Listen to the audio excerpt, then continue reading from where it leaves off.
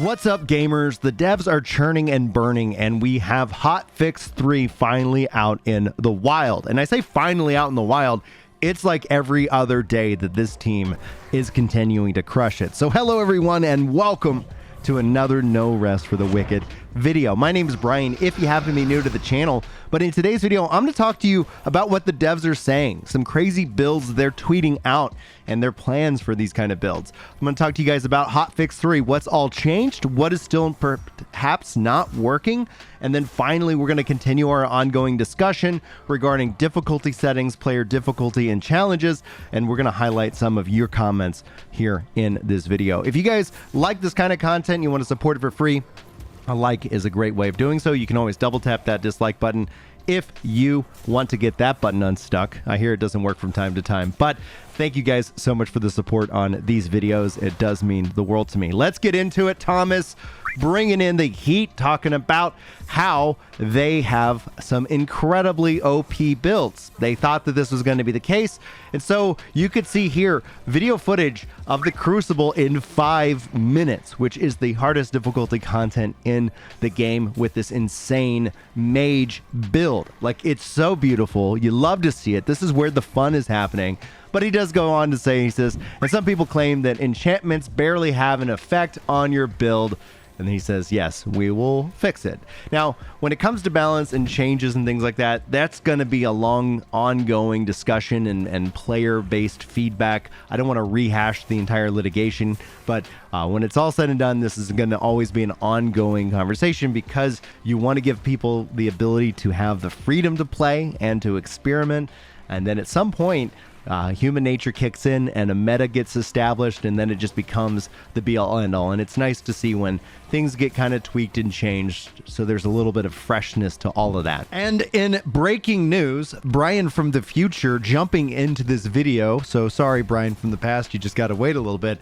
Thomas is asking the community from this poll, what should they focus in on first? And he goes on to clarify that they're working on all of these things, but just generally trying to get a heat map of the community. I'll include a link in the description to this tweet if you want to go weigh in and vote yourself. You can see here, I voted for key rebinding, and that is essentially in the last category, but clearly performance and inventory management, quality of life are taking the lead, and those changes wouldn't bother me at all. But anyway, I just wanted to break in, give you guys this latest updated information.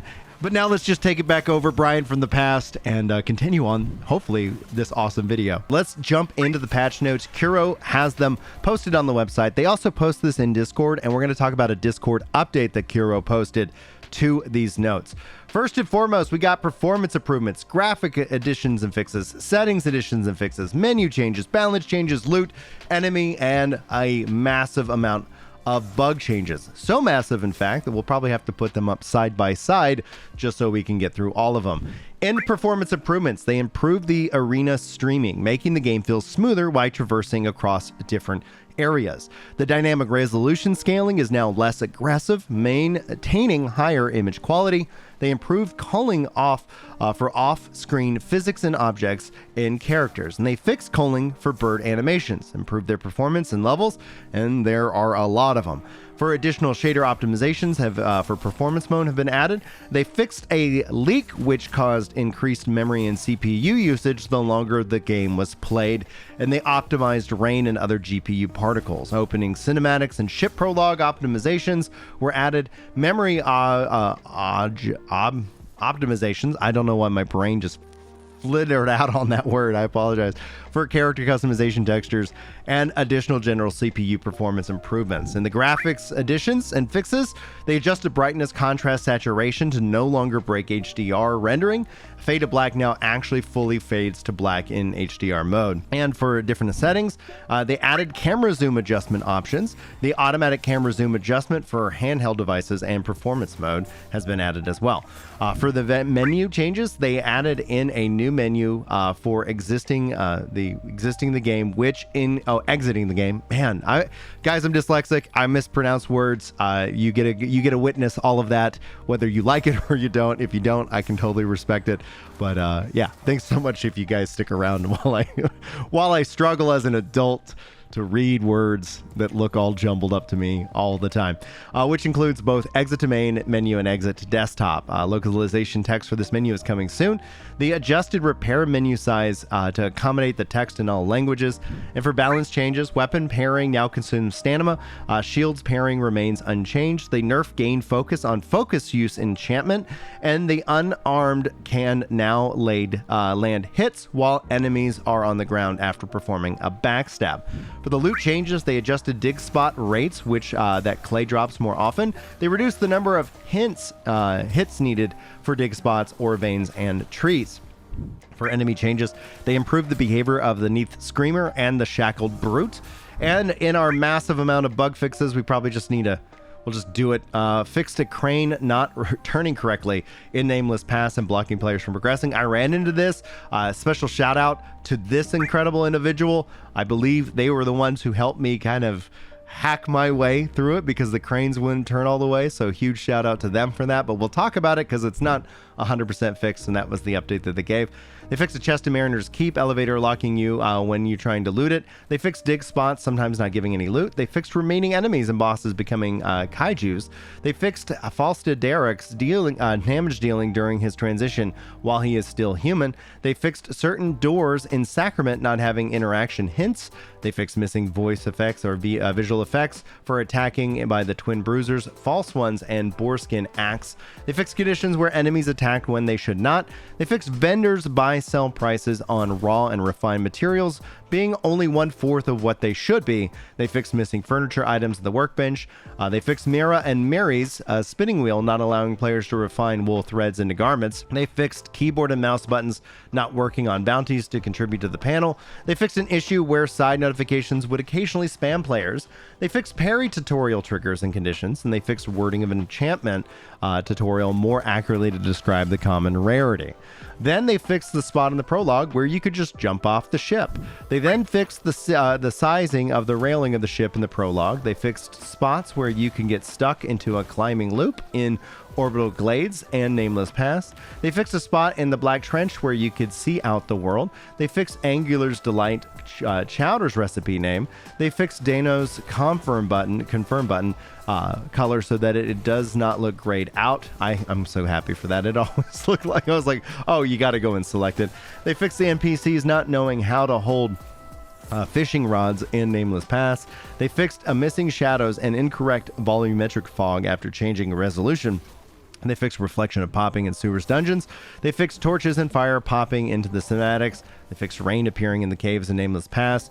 They fixed missing audio for the waterfall for the Potion Cellar Cave. And they fixed missing audios for Nameless Pass prisoners chopping and mining after respawning. They fixed effects for appearing faders and times, improved the collision of some places in Orbital Glades, improved faders in Nameless Pass, and fixed photosensitivity screen having overlapping text in certain areas. Now, the update was that sometimes the crane still is not going to happen, so just note that they're still probably working on a more permanent fix. So that means we'll see more hot fixes in the future. We'll see more videos like this. So if you guys enjoy No Rest for the Wicked content, if you haven't hit that subscribe button and this is the video that does it, be sure to sound off in the comments so I can officially welcome you guys to the channel. On our way upward to 100,000 subscribers. I think we can do it.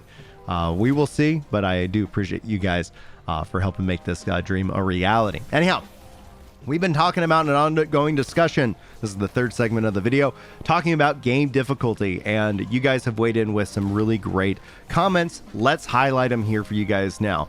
Now, obviously, I've kind of stated where I stand, and you can see this clip from me that is about the satisfaction of beating a hard boss after having to slam yourself into it, because game difficulty in this game actually does scale. It just scales on depending on how much you want to grind for various different things. But let's run the clip. You guys can see my joy, and then we'll jump into what you guys had to say.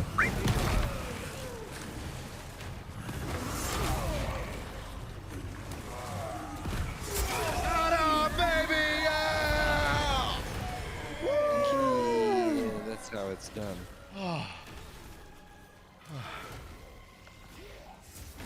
Man, that's satisfying. We'll start this off in the nobody wants a difficulty setting. The game don't need it. Actually, it is designed idea for this game. You can change the difficulty by finding the crafting better gear by your gameplay. And who the hell wants to not be satisfied by the feeling of beating a boss after so much effort? Just don't add it to the game's devs. Also, thank you and great video. Thanks, Jake, for that, for your thoughts. I really appreciate it. I wouldn't go so far that nobody wants it. We see this kind of expressed online from time to time. Because I saw this, especially when they added controller support for New World. People were like, nobody's asking for this. It's like, yeah, people are, just maybe not within our own individual echo chambers. But anyway, in the opposite camp, we got Daniel Elliott, and hopefully I'm reading that correctly. Always enjoy your New World discussions. I'm playing the absolute heck out of No Rest for the Wicked at the moment as well. Dude, you are freaking amazing. I'm so glad you guys are enjoying this game. I'm hopelessly addicted. He says, I think the debate over the difficulty slider is a little based, especially coming from a player very comfortable with Souls-like combat. It's a pretty polarizing combat style, having a game customization, thinking difficulty here, that potentially dumps you into another bucket where maybe you are locked out of stuff like future PvP is not a bad thing. Those folks looking in for that do not diminish my game's enjoyment. I don't know how that makes the game not hit the mark for the player. The way the game is now, it leaves a lot of players on the sidelines. They won't see this beautifully handcrafted world and story, and they're not spending money on the game. They'll see Souls-like, immediately think pushing hard and run for the hills. And for those that just put in that 10 to 12 hour shift and just want to sit down and chill with a good game, maybe they don't see the enjoyment of dying to a boss 125 times. Ellie, smile. So if they want a difficulty slider, it doesn't really affect my enjoyment of the game in any way, shape, or form. And maybe that's just me trying to think on someone else's shoes. And this is an excellent point, you know. And I think that's where I just kind of re-echo my stance on if the developers wanted to put a difficulty slider in, then I'm all for it. But there is also the idea of kind of what is the vision of the game. And yes, there's definitely, I get the working a 10-hour shift, a 12-hour shift, and at the end of the day, just kind of want to veg out. But those games also exist. Like they're, you know, it's not like, you know, having this kind of style of game turns other games completely off. But yes, it does act as a gate. It does act as a wall. And yeah, that's why it's always kind of something that comes up as a part of these kind of games when they come out. I do feel like there's a lot more accessibility that this game has, especially being on controller, and hopefully that ends up being a help. But in terms of the map and how the game just flows, overall, it doesn't feel so punishing. It doesn't feel like I have to, you know, go grind difficulty, and then I could choose to lose experience if I want to take those debuffs on, on me. But at the end of the day, I really feel like obviously it's going to come down to balance and how much you truly want to grind. And if that is something you want to do, I think you're going to put the time in. And if it's something you just want to chill with, I mean, the great news is we live in an era of opulence, of really incredible, great games that a lot of people can enjoy. So anyway, guys, that's it for today's video. Thank you so much. If you made it all the way to the end of this video, sound off with a hooty hoot in the comments. I really do appreciate you. And that's going to be it, guys. We got more No Rest for the Wicked content rocking and rolling. Be sure to check out the player guides if you want to help support the channel beyond this video for free and giving those a nice little watch and in some engagement, as it's a great way of rocking and rolling and going from there. But I see that somebody is trying to jump into the Discord and do some various different bot spams. So I got to get back to work on some bans here, and we're going to go from there. Guys, thank you so much for being here. Hopefully you enjoyed the video. If you want to actually jump in the Discord and be cool, the top link in the description will get you there. But outside of that, guys, hopefully I'll see you in the next video. But until then, take care.